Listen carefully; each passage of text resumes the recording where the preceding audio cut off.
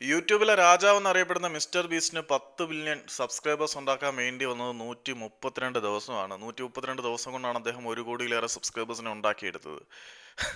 പക്ഷേ റെക്കോർഡുകളെ തകർത്തെറിയാൻ വേണ്ടി മാത്രം പിറന്നു വീണ ക്രിസ്ത്യാനോ റൊണാൾഡോ എന്ന ഇതിഹാസ പുരുഷൻ യൂട്യൂബിലേക്ക് കാലെടുത്ത് വെച്ചപ്പോഴും തളർന്നു വീണ റെക്കോർഡുകളുടെ എണ്ണം അനവധി നിരവധിയാണ്. യൂട്യൂബിന്റെ രാജാവിന് 132 ദിവസം വേണ്ടി വന്നു 10 മില്യൺ എന്ന മാന്ത്രിക സംഖ്യ തൊടാൻ. പക്ഷേ ക്രിസ്ത്യാനോ റൊണാൾഡോയ്ക്ക് കേവലം 12 മണിക്കൂർ പോലും പര്യാപ്തമായിരുന്നു അതിനുവേണ്ടി. ഏറ്റവും വേഗത്തിൽ 10 മില്യൺ സബ്സ്ക്രൈബേഴ്സ് വരുന്ന യൂട്യൂബറായിട്ട് ക്രിസ്ത്യാനോ റൊണാൾഡോ മാറിക്കഴിഞ്ഞു. വേറെ ഒന്നും അല്ലടേ, കൂടുതലൊന്നും പറയാനില്ല. യൂട്യൂബിലെ റെക്കോർഡുകൾ മുഴുവനും മരിക്കാൻ കയ്യാറായി കാത്തിരുന്നോളൂ. കാരണം വന്നിരിക്കുന്നത് രാജാവാണ്.